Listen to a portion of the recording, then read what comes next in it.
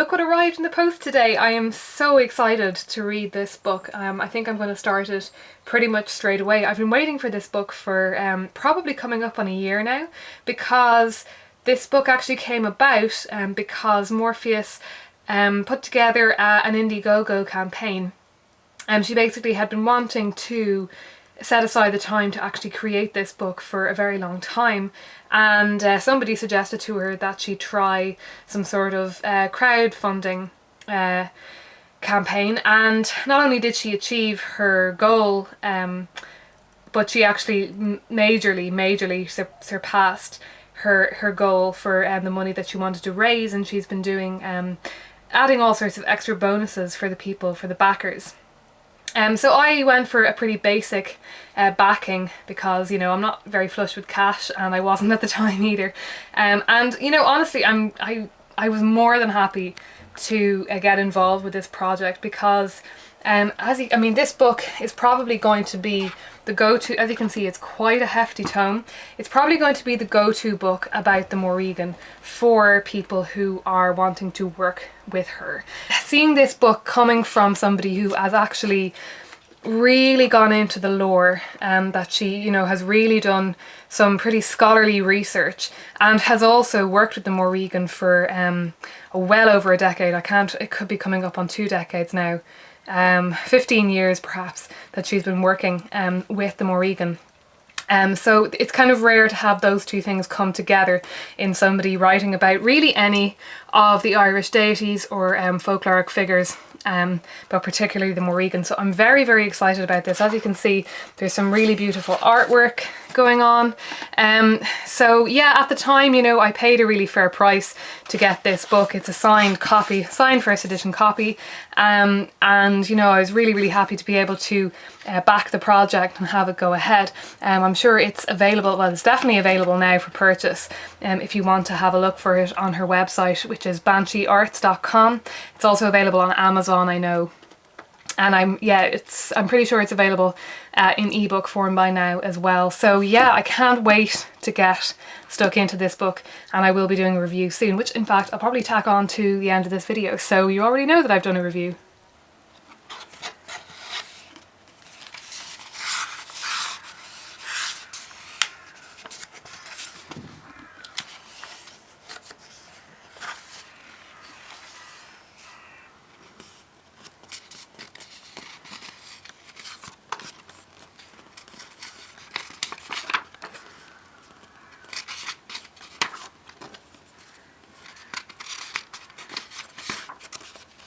Hi everyone!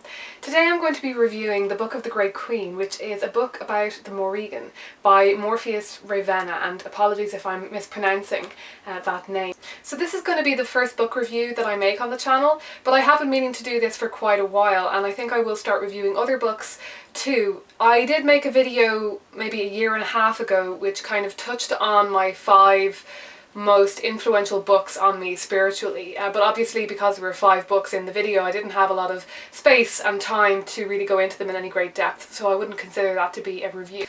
So this book is a really obvious place for me to start doing book reviews here on the channel, because there was no way I was ever not going to review this book. This book is essentially the book on the Morrigan as far as I'm concerned. When I first started learning about the Morrigan and approaching her and working with her, any of the books that I read, any of the books that I picked up that were specifically written about the Morrigan were in some way lacking. And I'm going to talk about that a little bit through the review, but I'm also going to probably make another video at some point talking about those other resources, what else is out there for the Morrigan, and what I would suggest, how I would suggest that you approach her as a goddess, as a subject of research.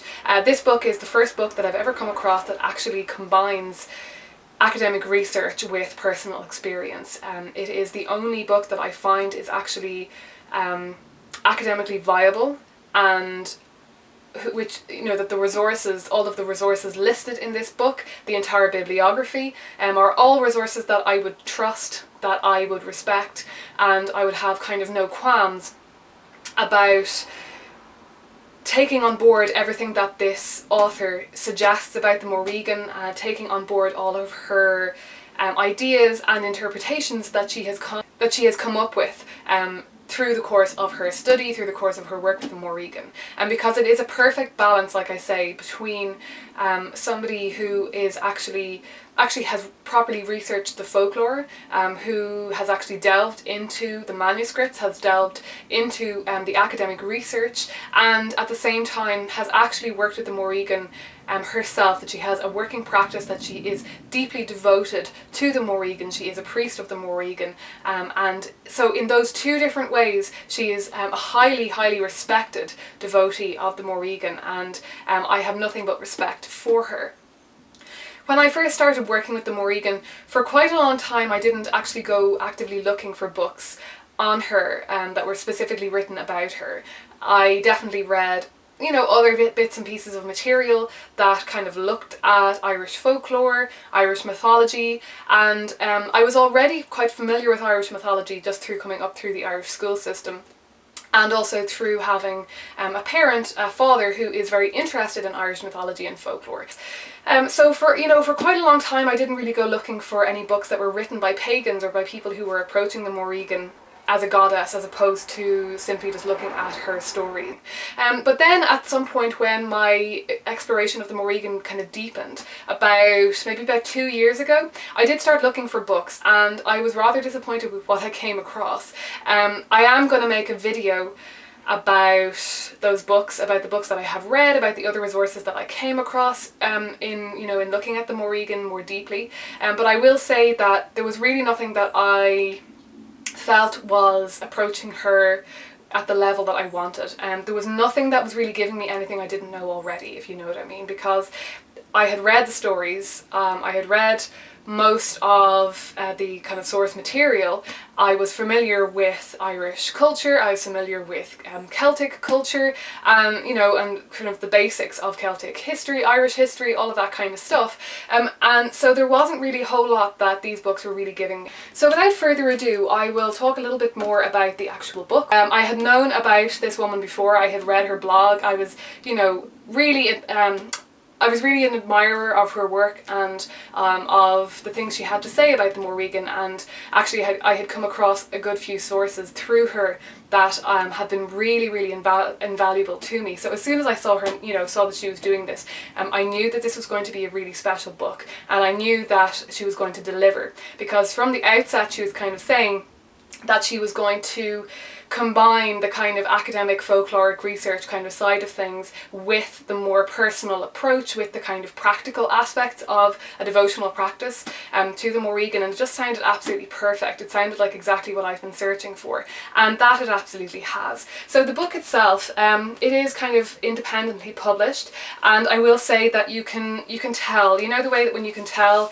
that a book has been printed sort of kind of printed from a computer as opposed to done in a printing press. There's a slightly different quality to the print itself and the paper and stuff like that. So it's not the best quality in the world paper, but then again, on the other hand, I've had much, much worse. And I much prefer this kind of quality of relatively thin but very smooth, kind of very white paper, to the kind of grainy kind of paper that you get sometimes with cheap publications. So as a publication, it's really, really beautifully put together, and I would have absolutely no qualms about that.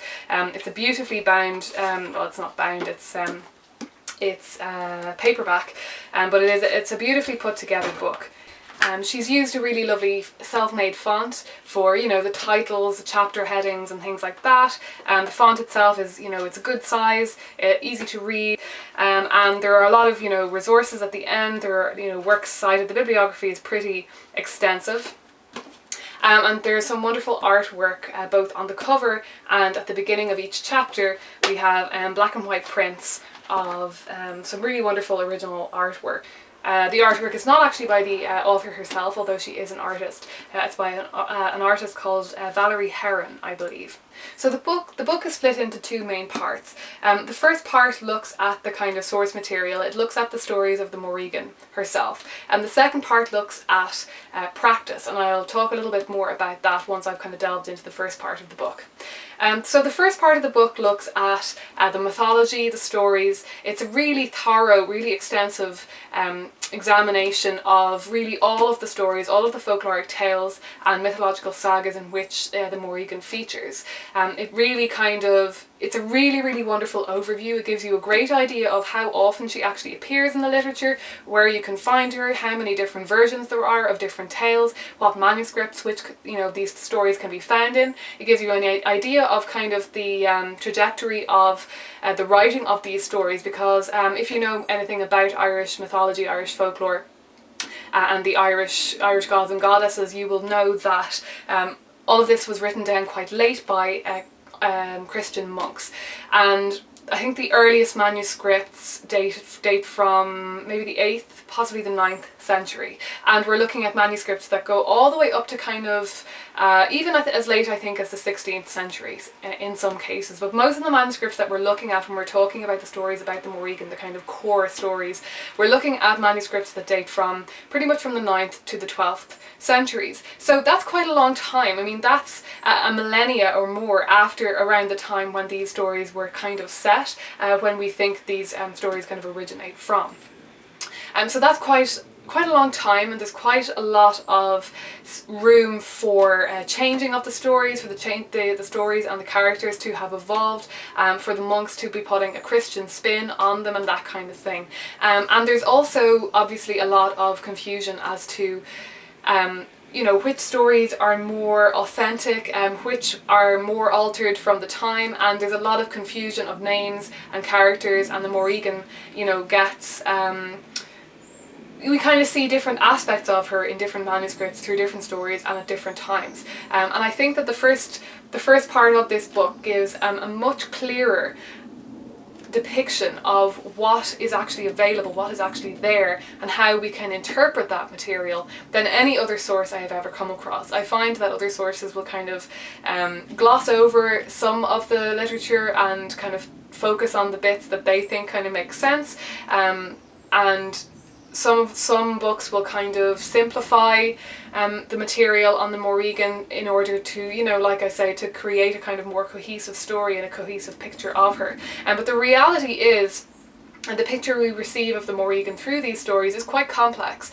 and it's quite clear as well that there were different stories around different parts of Ireland, because Ireland, it was a very kind of tribal country. There were all of these different communities living around the country. There wasn't necessarily a huge amount of interaction between the different parts of the country, because it is a small island, but at the same time, before we had any most people weren't travelling around the country. They had no means to travel around the country, so there wasn't a huge amount of interaction. So you do find that there will be stories about goddesses, that there'll be one story from one place, a slightly different version of the story from a different place, and that is really reflected in the picture that we get of the Morrigan, particularly because she is quite complex in that, in her triple aspect, that she repeatedly is kind of depicted as being a goddess with three faces, or three guises, or three sisters, and this is definitely the best examination of that aspect of the Morrigan that I have ever read. Because, like I say, it doesn't gloss over it, it doesn't try to simplify it, but I think she has kind of solidified and clarified a lot for me in my own mind as to what I think about what I think about the different names that get attributed to the Morrigan, and how I think that works, and to what level I feel that those different names are really associated with her, and those different stories can really be seen as stories of the Morrigan. So I was very, very impressed with that. I had, like I say, read either translations, or some of them I'd only read kind of descriptions of the stories rather than actually reading full translations of the stories themselves. But I have, read at least English translations, if not looked at copies of the kind of original Old Irish text as well, of pretty much all of the stories that she mentions in this first part. So, while I wasn't really learning a whole lot more in terms of a wealth of literature about her and new stories about her, and the way that Morpheus really pulls these stories together and examines them, because she has been approaching this with such academic rigour for so long, you really do get a very fresh perspective, and you really do get a lot more depth and really, really interesting thoughts on these stories, and on all the different figures and faces associated with the Morrigan. So in that regard, it's absolutely well worth a read. Like, even if you are very, very familiar with the Morrigan, you've read all the stories, you've done all that kind of yourself, delving into those stories yourself, it is absolutely worth reading this first part. I will say that she doesn't reiterate any of the stories, and I'm really pleased that she doesn't. She doesn't waste any space in this book, just giving you, a long-winded description or translation, or kind of, abbreviation, adaptation, of any of these stories. She kind of leaves it to you to go off and read them yourself, and she does actually cite sources at the end of the book in the appendices for you to actually go and do that. And I absolutely suggest that, I would suggest it anyway, that anybody who's interested in the Morrigan, the first place to start is the stories, is her stories, her myths and the sagas and the folkloric tales, and everywhere where she appears. So she gives those sources, and there is an expectation that you are familiar with the stories, I think. I'm not altogether sure how much you would be able to glean from this if you hadn't read at least kind of the basics of those stories, if you hadn't actually cracked a few books or a few websites and read these stories. And if you're not familiar with the stories about Cuchulainn, if you're not familiar with the stories about the Battle of Moytura and all of that stuff, I think you might get a little bit lost. It might be a bit overwhelming. So it might not be, I wouldn't say that it's not a beginning text for the Morrigan, but you are going to have to read the stories. You're not going to be able to just read this book and not read anything else. And that's not a bad thing. If you're interested in her, you're going to enjoy going and reading those that original literature. So the way that this first part of the book is kind of sectioned is that there is a chapter that gives you an overview of the literature, and she kind of warns the reader that this might be the kind of most difficult chapter to get through. I definitely didn't find that, but again, maybe this is because I am both familiar with the stories themselves and also very familiar with Irish culture and folklore in general. So the less you're familiar with that kind of thing, and the less interested you're in the kind of academic aspect and sort of the details about the different manuscripts that things have come from, and when they were written and that kind of stuff. You mightn't find that hugely interesting, but it's an incredibly important resource, because it tells you where in the country the different stories come from, when they were written. It's just really wonderful. It really gives context to the stories, because I think if you just go off and read your English translations of them, you don't get an idea of how they might actually fit together and which stories go with which, because you really have to take into account, I think, even more than when the stories were written down, because all of the stories are old anyway, and to some degree, we have to assume that the older stories are perhaps somewhat more authentic than the later versions, than the later kind of retellings or the later manuscripts. But that's not always necessarily the case, because they're all being written so far after the event anyway. But I do think it's very important to be aware of where in the country the different stories are coming from, because if you're looking at a set of stories from Ulster as opposed to a set of stories from Munster, there would have been very little interaction really between people in those two parts of the country, and there's a lot, there's a very different kind of background of folklore in those two different places. So you're going to end up with two slightly different approaches, and it's very interesting to see how the same figures, the same names, the Morrigan herself, has kind of, seems to have evolved in the different parts of the country, and how the stories have they kind of resurface and reappear in different shapes and guises. She devotes an entire chapter to talking about the Morrigan in her triple aspect, like one, three and many, she calls it. And like I say, this is fantastic. This is it's the most coherent and just most detailed and just most well put together argument I have ever read about the Morrigan in her triple guise. I feel that Morpheus doesn't really come up with any hard and fast conclusion with this question, which I kind of respect as well, because it's not a simple question, and I don't think there's any amount of delving into the literature that you can do that will actually give you a solid answer on that. It's kind of something that you have to, if you're going to work with the Morrigan, you just will have to kind of intuit for yourself and decide for yourself how you feel that she comes across, and things like that. So I kind of enjoyed that there was no kind of dogmatic insistence on one interpretation of what the triple aspects of the Morrigan means. And then she kind of goes into the primary different faces of the Morrigan, so the primary names that we see attributed to her, and the kind of characters or the female figures that are strongly associated with the Morrigan in the literature. And I'm very pleased to see that she kind of kept this quite minimal. We have, of course, Baive, we have the Morrigan herself, we have Baive, we have Macha, we do have Anu, who personally I find to be quite a tenuous connection, but we do have one text that tells us that Anu was the Morrigan's name, so that's quite possible. It's just that we have very little literature on Anu as a goddess. And then we have Nevin and Fea, and was there one more name? And there's no point in me going into all of that, you're just going to have to read the book yourself. But she makes no attempt here to start pulling in 101 names, which I really appreciate, because a lot of names, particularly in the later literature, like we're talking 18th, 19th century literature, we end up with a lot of amateur folklorists during the kind of cultural nationalist kind of movement, coming up with a lot of notions and suggesting a lot of things, and really that's only their reading of the original source material. I definitely never buy into anything that is said by any of those writers, any of those collectors, unless it strikes a chord and I can see where they're coming from with the source material. So there's a couple of instances of, say, Anya being associated with the Morrigan just because I think it was Lady Gregory.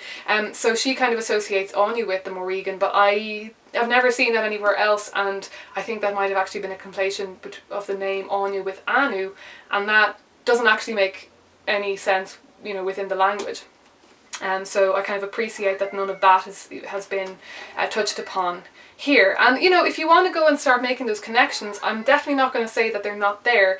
And I've talked about how the different parts of Ireland and the different cultures and tribes in the different parts of Ireland were quite separate from each other. But of course there was a constant stream of communication between these places, and the stories did get passed around from place to place, but diluted and changed. And so therefore there would have been the same, in the same kind of way, but in an even more diluted sense, there would have been a lot of kind of cultural exchange between Ireland and Britain.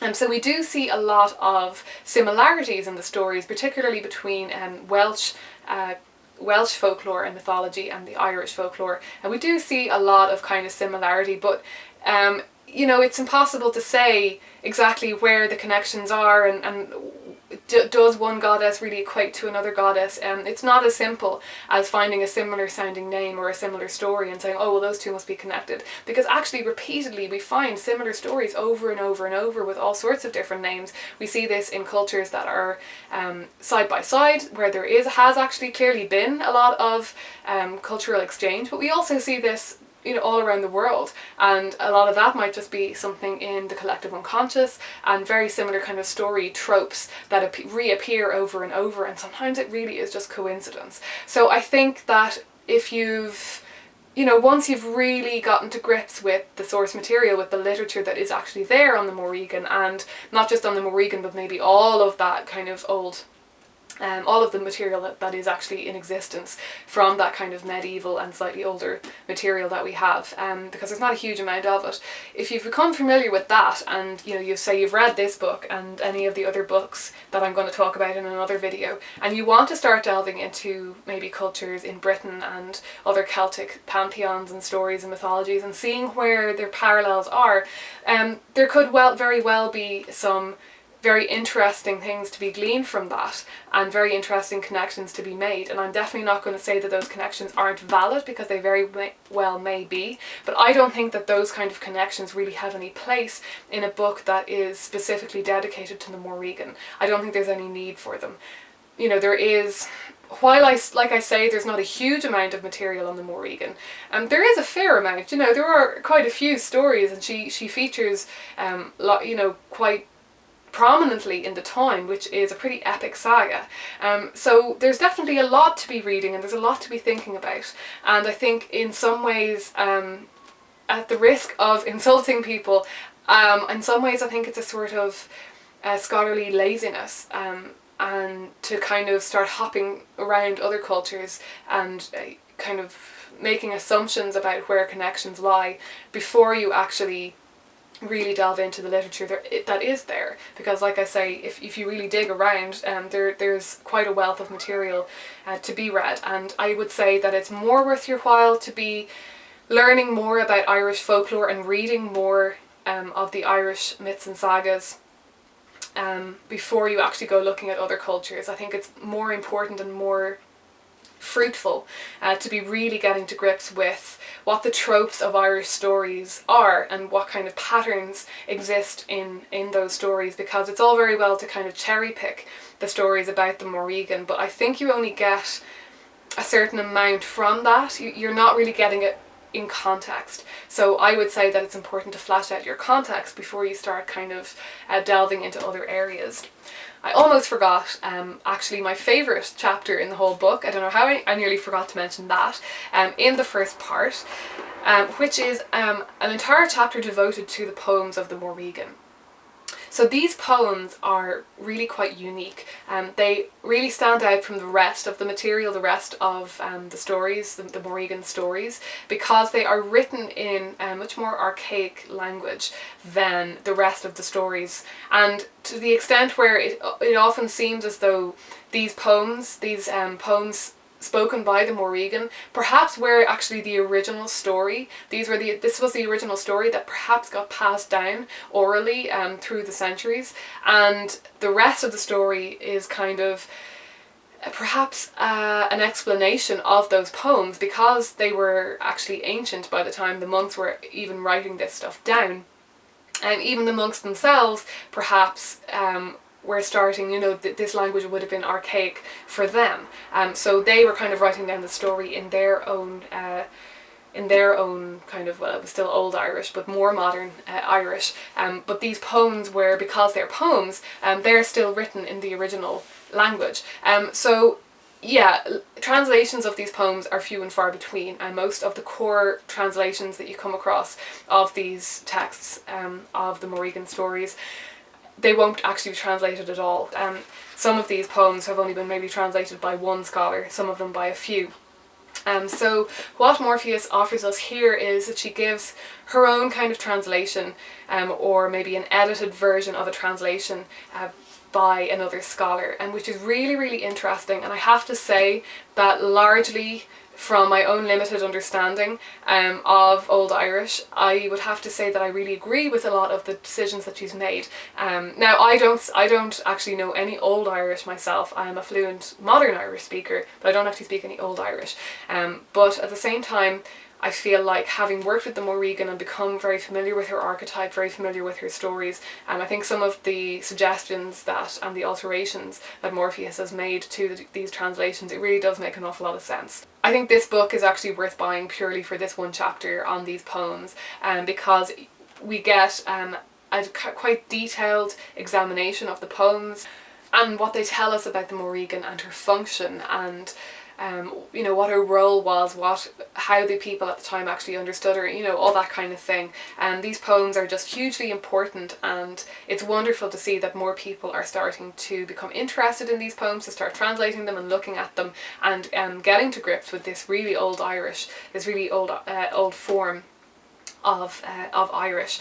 Morpheus has actually created recordings of these poems spoken in both English and the Old Irish, and those are for sale on her website. I actually received free versions of them as part of the package that I bought, when I was backing the project, and I would say those are well worth buying as well. I'm not hugely pushed on some of the recitations, some of the Old Irish recitations, but even that being said, that might just be because I actually do speak modern Irish, and it's very evident to me when somebody is reading it out and they don't understand what they're saying, if you know what I mean. But like I say, I think that might just be because I'm very familiar with the flow of the language.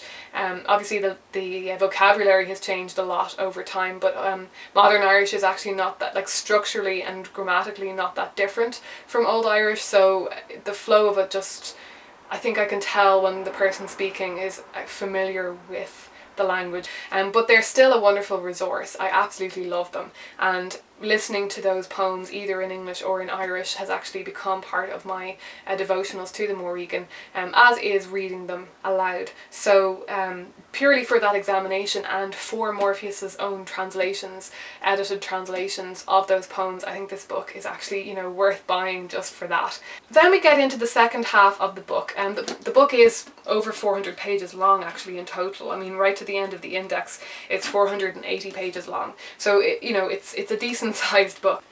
So the second part of the book is about devotion. It's looking at kind of more practical aspects of devotion to the Morrigan, and how people in, you know, in modern day times can build up a practice of working with her, and this is actually a really wonderful section as well. First off the bat, I will say that there aren't any detailed kind of spells or rituals or correspondences or anything like that in this part of the book. This is music to my ears, but it might not be to everyone's taste. There are other books that will give you that kind of thing if that's what you're looking for. Personally, for me, it's not. I feel like if you want to go away and find rituals and correspondences and stuff like that, there are a million and one Wiccan type or witchcraft books that will do that for you.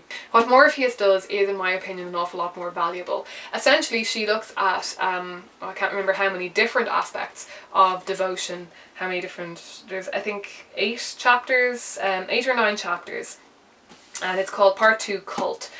So there's 9 chapters in which she looked at just different aspects of the Morrigan, different aspects of a devotion to her, and there are 2 parts to each chapter. So the first part actually looks at the literature. It kind of ties that aspect of devotion and that aspect of practice in with the stories about the Morrigan, and you know, in that context. But she also looks at the wider context of what is known about devotion and religious practice at that time in Ireland, and also in a wider sense across Celtic cultures as a whole, because we don't have very much, really hardly any information about we don't have any evidence actually for a Morrigan cult of worship at all here in Ireland. There is no archaeological evidence, or, you know, there's no clear archaeological evidence. There's really nothing like that whatsoever, and there's nothing in the literature about a cult of practice, because it was written by, presumably because it was written by Christian monks.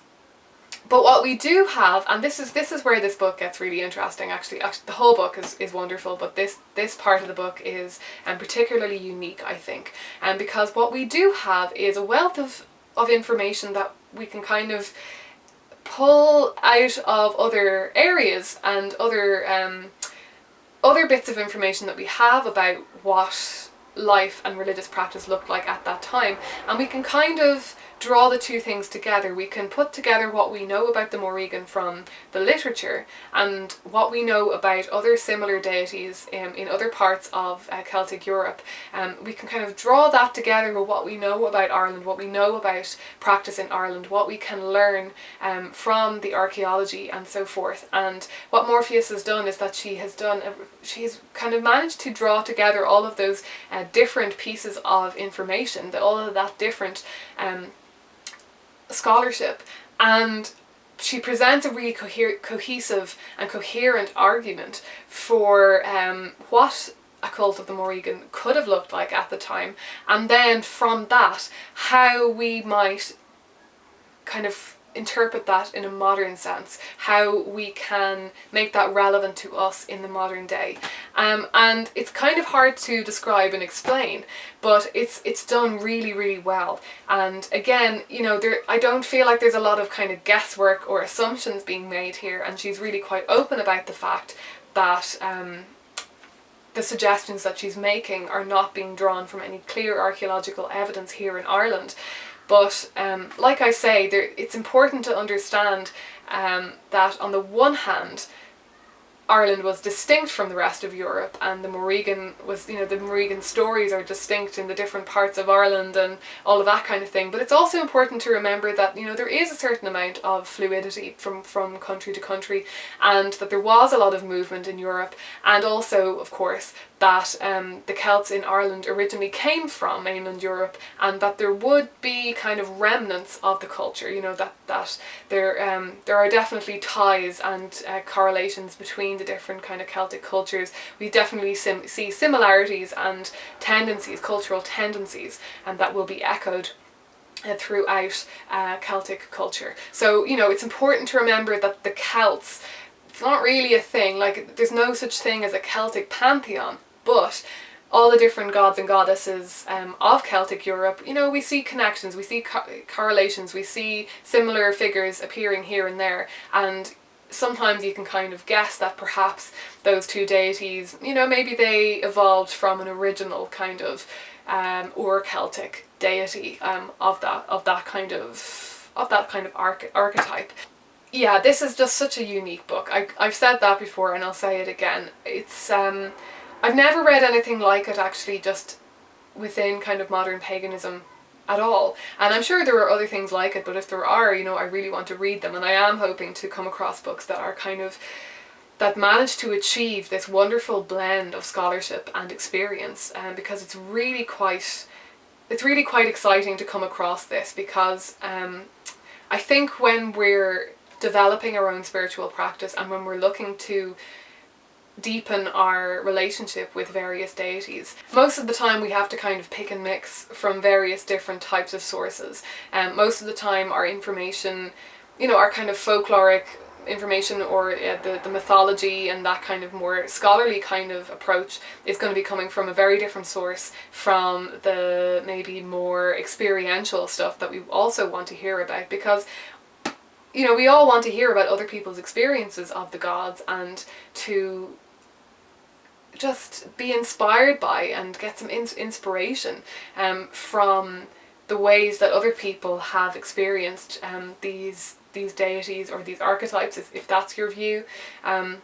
It's really fascinating to see how other people have made this a living, breathing practice, and oftentimes it'll be kind of frustrating, I find, to be reading a book by somebody who, you know, appears to have a very genuine and very interesting practice, but then they're maybe referencing sources that I know to be, you know, definitely not the most scholarly or best sources that they could possibly be referencing, and that can really kind of hinder the message that they're trying to put across.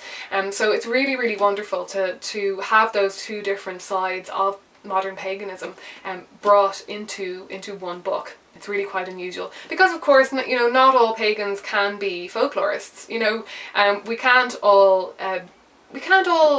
have the time, I suppose. Not everybody will devote as much time and energy to really delving into the kind of more scholarly aspect to and all of that kind of thing. But I think it's important that the people who don't delve into that don't kind of pretend they have. So that's kind of one of the reasons it's just so refreshing to have a book like this, where I was able to kind of read through it and to some extent, you know, accept the things that she was saying and accept what she was putting across without having to kind of cross-reference it in my head and kind of think, well, is that really true? Because I'm not sure if that, you know, I think that particular notion has been, you know, proven or shown to be historically inaccurate or archaeologically inaccurate or whatever. It's kind of refreshing to be reading a book where you don't constantly have to be kind of doing that, if you are more interested in the kind of scholarly aspect and just in knowing what is historically and archaeologically accurate and true. Of course, you know, no book is completely perfect, and obviously no two people's experiences or understandings of a deity will be the same, and, you know, myself and Morpheus's understanding of what deity is and that kind of thing is very, very different. So from that perspective, you know, there were some sections of this book that weren't really that relevant for me, that just that I wasn't as interested in, because our worldviews are just so different. Things like talking about magic and, you know, just that she is, well, I don't know, I don't think she really would consider herself to be a hard polytheist, but her polytheism is definitely a lot harder than mine, and less naturalistic than mine. But obviously, you know, you can never expect a pagan author or anyone talking about religion really in general to have the exact same perspective on these kinds of things or the same theology as you do, and so that's never an expectation I go into a book with. But it's still very interesting to read about the Morrigan from the perspective of somebody who does have a different worldview, who does kind of have hold a very different kind of theological perspective. So that was interesting too. But I will say that if you do have a very naturalistic or kind of archetypal naturalistic kind of perspective on the gods, there might be parts of this book that won't be as relevant, but I wouldn't say that would put you off or needs to put you off. It's still a very, very interesting read, even if, and this is mostly obviously in the second part on the cult of the Morrigan, that kind of could become an issue. But even if you're reading a section on, say, magic or something like that, where there are being certain assumptions made by her on the efficacy of magic and how that works, and throughout, of course, there will be certain assumptions made about the Morrigan being a sort of relatively anthropomorphic being and things like that. But like I say, that's always to be expected, and if you want to read a book by somebody who has a practice, who is actually interacting and has a devotional practice with a deity, you just have to accept their perspective and their practice, and kind of take what they can tell you about that, just take it from their perspective, and just try to glean what you can when putting it into the context of your own understandings of these things.